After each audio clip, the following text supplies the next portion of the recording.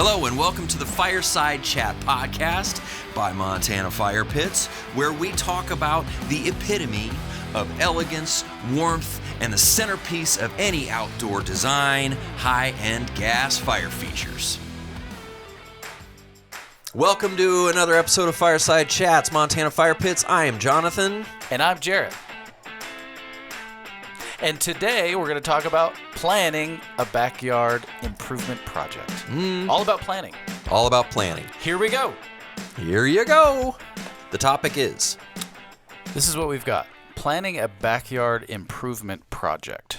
Now, this is very popular this time of year, especially in Montana. Though some places, doesn't matter what season it is, it's renovation season. So today we're going to talk about the planning stages, some helpful ways that you can not miss the important things, make your life easier so that the whole thing flows nicely. Whether you are a design professional or an end user. Yeah. The same rules apply. And the interesting thing is that you mentioned off camera that maybe to the design professional community that we may come off as sounding, less informed. To which my response is, well, no, but we're the fire experts. So We know the considerations to keep in mind. And outdoor gas fire is still, we've been in business, this is our 10th year in business. And the outdoor gas fire trend is still very much in its infancy and on the rise. Yeah. So I think that since we've been doing it exclusively for 10 years, I would think we have some level experience. Of authority. Yeah. Experience counts for something. I often say you should try to combine three things. Things you've been taught or you've studied or learned. Things that you have experienced from other people, inspiration, things you've seen. And then the third thing would be things you've tried. Like, I've tried this before. Yeah, I'm going to try it again. I'm going to mesh all three of these things together because design is creative. It's not like you could say sure, there are bad designs, but we're going to talk about a large gamut of styles and vibes. And how to make it flow with your project. So, with that, design styles and vibes. So what were the three things you said? Things we've done. Things you've done, yeah. Things you've actually tried. Things you've studied. Okay, good. Yeah. And then the third would be things you've seen, inspiration. Awesome. Good. Perfect. And after 10 years, I estimate that we have well over 10,000 individual fires burning. Yeah. Well, actually, across I the think United I know States. that. It's over 11,000. Over. Yeah. Design tips. Let's start at the top. Yeah. What are some basic considerations that somebody's going to think about? One thing I was thinking through this, and I thought, what is sort of the uppermost umbrella piece that sort of helps you answer the other questions? And that is, we keep mentioning vibes because we like it. We like the vibe of vibes. Land on a vibe. Yeah. Because the vibe is going to help you decide design, dimensions, location of what you're building. Aesthetics. Forms. Colors, shapes. Yeah. So you're taking all of these big picture things and you're just kind of getting a starting point for your vibe. Now, whether or not you have a landscape architect, an interior designer, you're having a custom home built, or you're just doing your own backyard, you're going to start with these things. And we have over 600 partners that we work with, so we get to see a lot of what people are doing. Yeah, that's true. And I wanted to talk a little bit about trends, because some trends are, it's in the name, they're very trendy, which means they're going to go out of trend. Yeah. Some things are timeless. Yeah. Some things just work like all the time. That's true. And so what are some, I guess, vibes you've been seeing or that we've been seeing that you like? I wanted to start off with one of my favorite. Yes, tell me. And that is wood and steel. I like it. Yes. Enmeshed. That vibe is awesome. I love it. Absolutely true. And if you are, I'll just add on to that. If you are combining wood and steel, which is very much on point right now in exterior, it is also minimalist. Yeah. In those two things, Yes. right? I even wrote that down. That Minimalist. super complicated patterns and too many lines complicate things, right? Yeah. But wood and steel and minimalist. And I'm envisioning, when I look at inspiration boards or trends right now, it's almost like black steel and like this sort of orangey sort of oak contrasty exterior wood. I don't know why that's on trend right now. Let's bring it back to a fire feature, right? Why are we embracing that as fire feature designers? For the last several years, we have designed our own line of very minimalist, monolithic steel fire features, right? To oversimplify, it's a big black rectangle with a giant fire in the middle. There's nothing wrong with that. Nothing wrong with It's beautiful. It's timeless. Yeah, timeless. Right. It's very on design trend because you can't really go wrong with something that's just black or light black. Charcoal. We are embracing the wood and steel trend and trying to find a way, and doing it, not launched yet, but finding a way to incorporate wood into these on an exterior product and an exterior product that makes fire. Wood and fire, yeah. Wood and but fire. not wood fire. But not wood fire, yeah. So what kind of material would you consider as your sort of underlayment, your patio, when you're going to do, like, are there any combinations you should avoid when you're planning? Like, I was just thinking, you probably don't want a stone fire pit on a deck, right? True. That's true. You're either going to have it on a patio made from stamped concrete, from pavers, or you're going to have it on an elevated deck with just good old wood framing and composite decking. Be mindful of the fire feature that you're putting on that surface. That is it going to be, how much is it going to weigh? What is the exterior finish of that thing going to be? And to your point exactly, if you're putting it on a composite decking, just be aware of what material you're using. Yeah. And you can put gas fires on composite decking. People still ask that every day.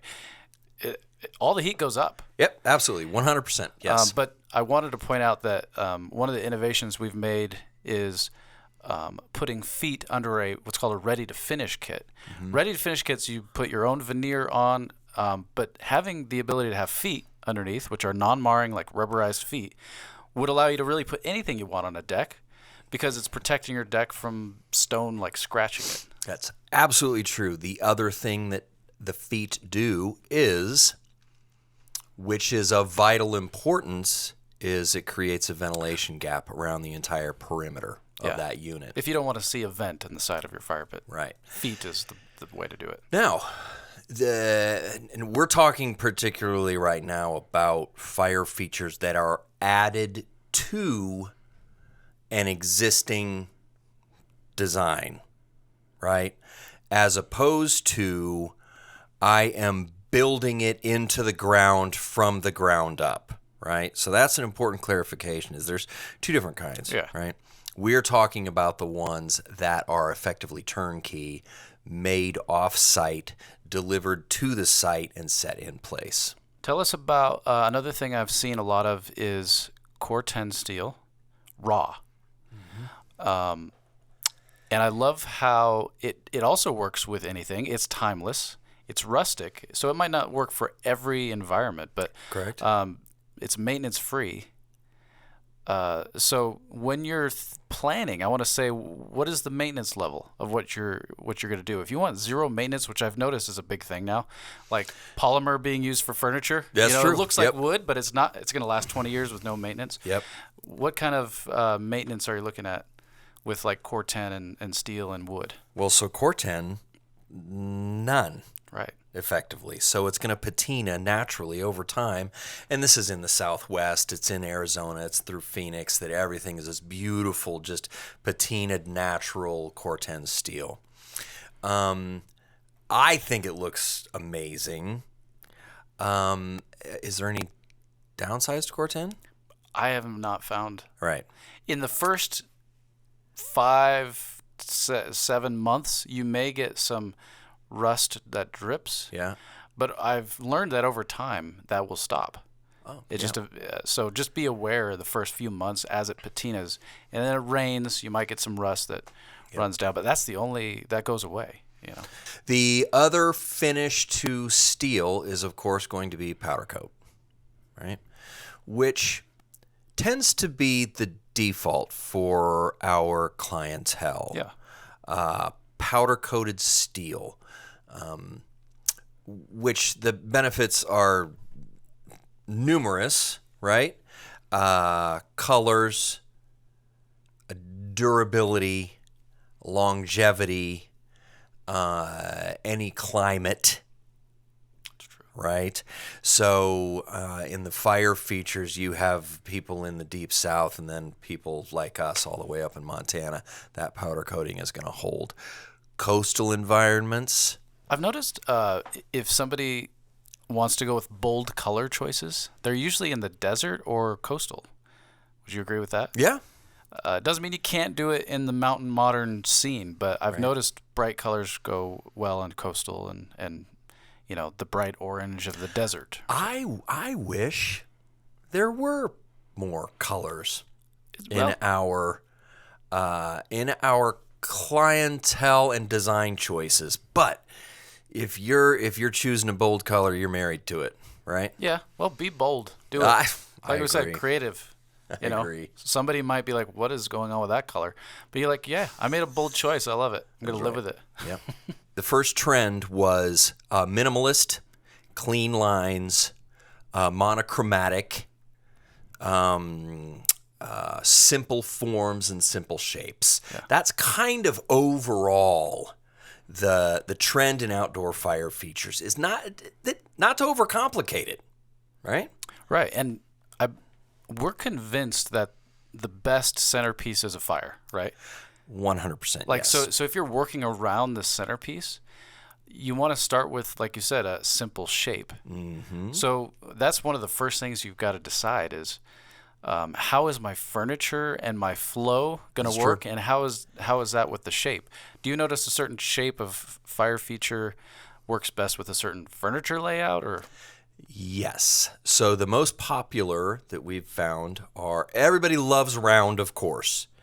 Round because you can place individual pieces of furniture around it, and it's almost like this campfire sort of organic, like a cozier. Yeah. Yeah. Yep.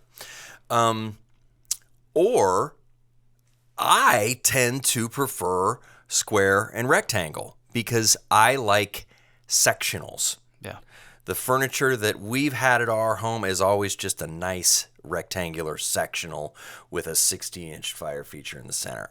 I like that vibe. I like and then it too. you have a couple of freestanding chairs just sort Yeah. of flanking it. That's my vibe. I wanted to ask you, see if you can get this question right. We're going to cover up. What's better than a fire feature?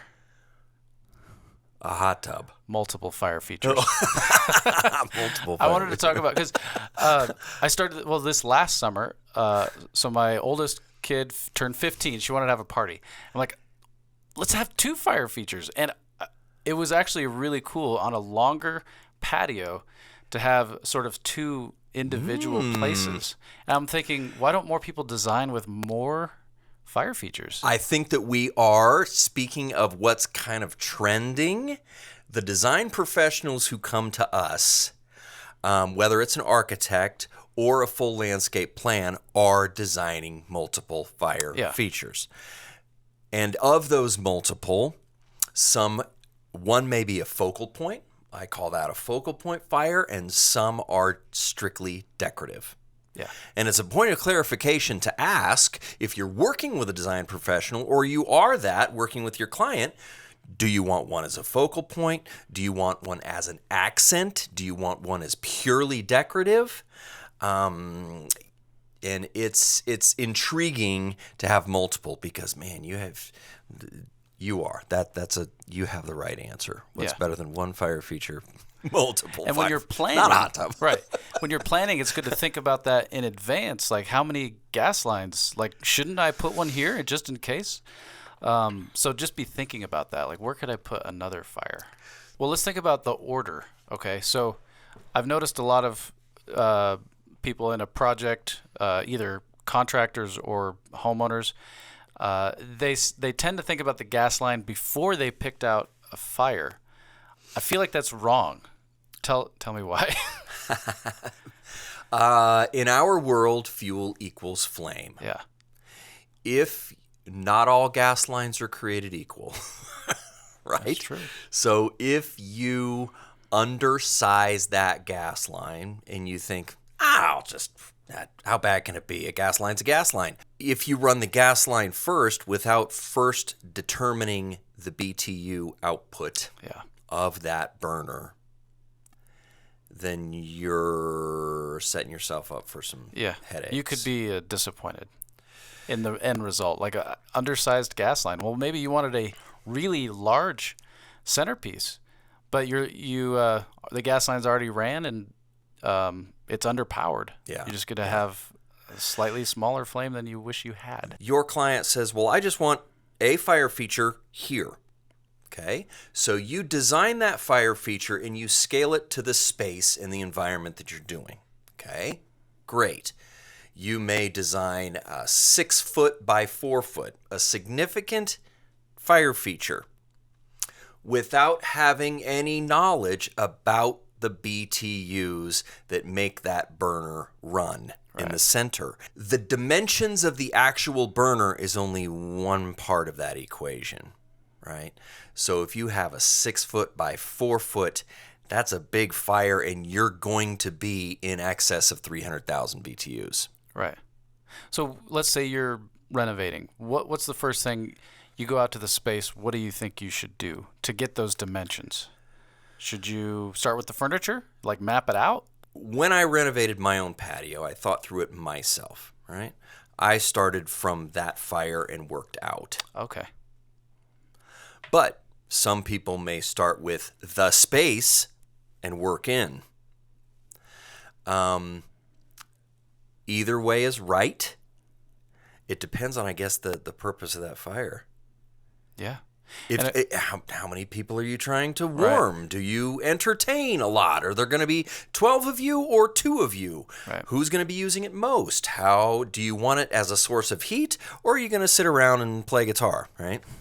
A couple of years ago, you decided to set the standard for distance of chair to fire pit. Yeah. Yes. And we use that all the time because people ask, like, how far should the seat be from the fire? Did I determine 22 inches? Yeah, you did. I remember. And then I'm like, well, let's give a range, 18 to 22. 18 you get closer 22. If you want to get warmer, obviously. Yeah. But yeah, that's interesting to think you worked from the fire feature out. I did. And some people would work the other way. But in any case, you want to make sure your dimensions are... Actually, I wanted to bring this up. Standardized? Is there a standard? If there's not, should we develop a standardized system for fire feature design? I don't know. Well, I mean, I was thinking of some that we have here. Are there common burner sizes that people should try to stick with? Like, what if you already built the fire feature, you planned it out, and you didn't plan it around a standard size? Is it too late? So are you talking about BTUs or are you talking about dimensions? Plate sizes. What size opening, burn area, plate size should be a good starting point for a common fire feature? Yeah. 30 inches 30 is inches. that answer. Okay. Yes. I like Whether that's square or round. 30 inches seems to be a good, solid starting point. Then you work out from there, and then how big of a ledge are you putting on that fire feature? Actually, if you have a tighter space but you want more heat, think about the ledge as shrinking. You want a smaller ledge. Agree. Because then you get bigger flame in a tighter space. Agree? If you have plenty of space to work with, but you want something to set your plate on, your drink, bigger ledge, right? Yes. And we like 8 inches. We do, yes. And so let's just call that the standard. That's the new 8 standard. inches is our favorite. But you can go bigger. So a 30-inch plate Yeah. with an 8-inch ledge, 30 plus 16, that puts you at about a 40. And our sweet spot on Yeah. most features that we build are about 48 inches. Yeah, it's true. And that's a good place to start. Like if we know that's the middle of the road, we can go smaller, we can go bigger. There are no rules, but It's a good that's point. a good So if you starting point. start with a 48-inch outside dimensions, now the question is that everybody asks, how hot is that fire? How big is that fire? How many BTUs do I run the gas line? Now that we've established 30 inches and 48 inches, what's the BTU rating of that fire that's going to keep people happy? They're all hot. The Fire hot. Fire hot. That's what you always say. I put it in. I think of it like hot sauces. You're a hot sauce guy. What's your favorite hot sauce? I can't put a name to it because I just look at the little thermometer on the side exactly. of the label. So when people ask, I say, well, do you want hot, hotter, or hottest? True. And so that's what you get to choose from. There are 3 choices. And a lot of people are like, I want the hottest. You know, It's a lot true. of people will say, hotter is fine. Rarely does somebody I just want hot. It's very funny that you mentioned that. In the early days, when we started with nothing, one question that I would ask people is, do you want to be able to see it from space? Oh, And while that's a joke, some people would say, yes, I absolutely do. If I'm going into this endeavor, I want to be able to see the fire and feel the fire. Yeah. So that's hottest. hottest. Practically, what's that BTU? I'm going to say 180,000 BTUs. Yeah, that's the middle of the road, right down the middle. It's good. It's safe. It's going to heat up a space with 7 or 8 people around it. Cozy. Yep. You just get bigger from there, and the BTUs get bigger and bigger. Keep in mind, I did not say 60,000 BTUs. Right. Well, yeah, it's true. Because there's many, many, many burner manufacturers, many types of gas fire burners, but the ones that we favor, and dare I say we're experts in. Yeah. Because for 10 years we've represented one burner in particular. Shameless plug, the Crossfire brass burner by Warming Trends. Those BTU ratings are the hottest, they're the biggest, and they are the brightest, and they are the best. Yeah. So that's what our frame of reference is. 180,000 BTUs is going to keep, I think, 6 to 8 people hanging around a fire. That's a great starting point. Yeah. And another funny thing that I observed in the early days is, well, if 180,000 BTUs is good, then 280 is better. Yeah. Yes, that's a true fact. Yeah. And if 280 is good, then 360 is better. Yes, that's a true fact. So you can see that what we're doing is just everything is just scaled bigger and bigger and bigger. And a lot of folks get hung up on the configuration, like the octagonal, the original, but they're all made of the same material and the same jets. Yep. So it's really just a configuration to get more heat, cram more heat into the space. It's true. So you can't go wrong. To bring it back to the beginning of this conversation is, what are some standards that we're starting with? A 30-inch opening, a 48-inch outside dimension with 180,000 BTU burner as a starting point. Furniture that is 18 to 22 inches away. Yeah. So you can see what we're working from fire out. Right. Let's talk about when you're planning. Now, this could be a brand new renovation, or let's say you have an existing deck, but you're going to have a contractor, or you are the contractor, and you're installing the gas line. Yep. Where do you stub up? Because this is very confounding to some people. Where do I put the gas stub? Where does the gas come into the fire feature? You know, all these things. What do you suggest? So, as a general rule, on the bottom of the burner, the fuel input is going to be dead center Yeah. of that burner, right? So dead center is one answer, but if you're stubbing it, you got to have, and any installer will know this, you got to have some real estate in that cavity to take care of your plumbing. Especially if you are introducing electronics and ignition, you have this apparatus that needs a cavity in there. Slightly off center. And speaking of electronic ignition, it's generally about a 12-inch bit of real estate down there. So I usually tell people Vertically and in one of the directions. Yep.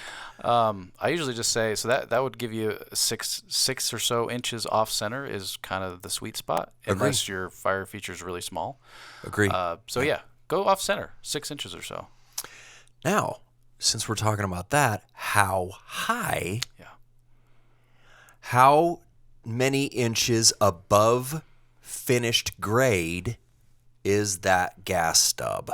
As low as you can get it, depending on what parts you're using, right? But as low as you can get it, because, man, at the end of the day, the plumbing required does take a bit of space. Yeah, and generally the plate is only 10 inches above the ground. Yeah. If you're in that sweet spot of 16 to 18 inches high for your fire feature. That's true. That was a standard that we didn't mention earlier, is what is the height of that fire feature. All of ours are finished at 16 inches. Why? Because it's the sweet spot when you're sitting down, you can feel the heat. If it gets taller, then you're forced to stand. Yeah. You're forced to stand. Because if that fire feature is any taller than 16 inches, and keep in mind that the burner sits 4 inches below that. Right. So our burner actually starts at 12 inches. Yeah. I want to mention something that's not fun. No. And even saying it makes me anxious. Oh, no. You ready? Certifications and permits. That's right. Did you feel that? I know, that is terrible. I mean, so here in Montana, we live in Missoula, right? Okay, but this is, everybody knows this and everybody's trying to do this, is if I could get 15 miles south, it's like the Wild West and anything goes. But up here in Missoula, it's like, you got to have a permit, all these inspections, everything. Basically, it varies per county. It does. So if somebody's asking us, if you come to us, we will automatically default to check your local codes. Yeah. Right? You're in charge of your local codes. You're in charge of verifying. That has to do with sometimes vertical clearance above a gas fire feature. What is that, by the way? 10 feet. 10 feet. But that's not a hard and fast rule. That's like, just a recommendation. Right. Local codes may have something stating if you can put it on an elevated deck, or if you even can put it under something like that, an overhang. Yeah. Ventilation is going to be particular to a code. Ventilation. One interesting example of a state that I feel is very interesting is Massachusetts, because you can't use any gas carrying apparatus without it being on their approved list. That's true. And I think there are probably other counties or states like that where you have to really dig in and find the answer. Probably. The answer to all this, thankfully, is another plug for Warming Trends. They are the geniuses who have engineered these burners to be certified. They are certified burners, especially with that ignition. There's a list of certified burners. They've proactively said, all right, state of Massachusetts, here's our list of certified burners. Please put them on your list. Yeah. And that's been years in the making, but we're almost there, right? There, yeah. Massachusetts, yes. You're speaking of ignition. When somebody's planning, what are some of the questions you should ask yourself, or the contractor should ask the homeowner about ignition? How do you decide between match lit, electronic, battery powered? What are the deciding factors? This is my opinion. You give yours, and then I'll give mine. We'll see how it works out. We'll compare. Match lit is the best, and it's the most reliable. For you. For me. You're right. Why? Because there's nothing to fail. Right. It's all mechanical. There's no moving parts. There's no extraneous things that have any potential to fail. So, in my opinion, it's match lit. You turn on the gas and you light the burner, Right. and you're in control of it. It is a manual process, so therefore you have to turn that gas off and make Right. sure the gas is off. And it's not a super easy turn. It's designed so that you can't just walk by it and knock it to full blast and oops. Yep. So it takes some muscling, a little bit, not much. It is an important consideration when you say that's your opinion, match lit. But if you have a short-term rental, a VRBO, an Airbnb, if you're a commercial environment, if you're in a hotel, then match lit is just not an option, because then you're putting that gas valve in the hand of a complete stranger. So this is what you got to ask: who's gonna light it? I ask this all the time. Is it just you and your spouse, or is it your grandkids, or is it your renter, or is it your guest at a hotel? True. Who's gonna light it? Yeah. Who would have thought that would ever be a question? But it's a fair question. Who's gonna light it? Yeah. And once you know that, how is that gonna be lit? And then that's the answer of whether electronic ignition is the better solution. Yeah. Now, also, many people now, and this is trending, is that gas fire features now with electronic ignition are tied into home automation. Yeah. Right? That it is as simple as plugging our unit into an outlet and turning it on with a smartphone or any home automation panel. Yeah, people ask, does it work with Bluetooth and Wi-Fi and all that? It's not natively. Like, there's not a switch on it or some Wi-Fi module. Yep. You just plug it into a Wi-Fi enabled device, and you've got very sweet, awesome automation. You're summoning fire with your voice. I mean, that's trippy, right? It's really cool. Yeah. And even if you're planning and you're trying to get electricity under the fire table, or maybe that's not going to work out, there are other options, battery powered. Something new called the Mercury. Something people often say, this is just the vernacular they're using, is they say auto shutoff. And we don't really use those terms very often. But I've noticed it is a thing in certain counties in California, Canada, where they just say, I need auto shutoff. What does that mean? Oh, what does it mean? I think it means, no, I know what it means. It means that if the fire goes out, the gas ceases to stops flowing. pump out. Yeah, that's auto shutoff. Yep. So both the Mercury, which is battery powered, and the Platinum, two ignition types, electronic, have auto shutoff. So if the flame blows out or if it doesn't light for some reason, it's not going to just keep pumping gas. It's out. true. Very safe. It's true. Anybody can light it. Grandkid, guest, add a dial timer. It's true. So back to the original question is what's my favorite? It's completely relative, right? It's relative to the environment and who is lighting it and how is it going to be lit. That's a very good point of clarification. And when planning, you have to take certain other things that I wish you didn't have to worry about, but you do. BTUs, like you can't go over certain BTUs with the battery powered. I think it's 240,000. So you might be like, oh, I'm going to build this massive, huge, high BTU fire pit, but I'm going to use a battery powered. Yeah, that's not true. going to work. That's true.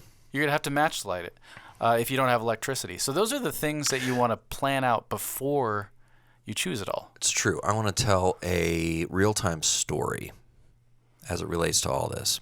So we were in a conversation with a beautiful home, beautiful custom home being built. The construction project manager and an architect are all on a call. There's 5 separate features designed.